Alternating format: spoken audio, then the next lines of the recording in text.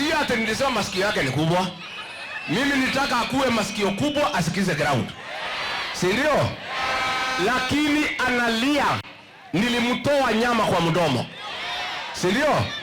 Alikuwa amepanga project inaitwa Sete Railway. Kuna mchina anaitwa China Railway. Alikuwa amesema atajenga na 22 billion. Mwingine mchina rafiki yake anaitwa CRBC akaquote 29 billion. Iko na tofauti ya shilingi bilioni 7. Sasa huyu wa 29 billion akamwambia Kasongo, nikipata hii kazi, hii bilioni 7 nitakupatia uende ukatafute kura naye. Sasa Kasongo akaona ile ya 22 billion kwa sababu anapiga kelele. Akaambia Murkomen, hiyo wa China weka kwa ndege urudishe mpaka kwa. Sasa mimi nikakuja nikatangaza. Hii kitowel nikaweka mchanga. Niweke nisiweke?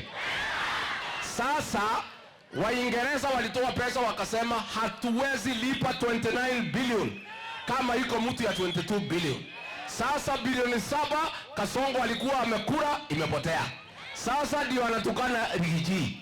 Ati Rigiji ati sijui amefanya nini. Mimi nakuuliza wewe Kasongo. Wewe Kasongo. Wewe unataka kuiba bilioni 7. Unataka Rigiji anyamaze uibe bilioni 7. Siwezi kubali. Niendelee nisiendelee?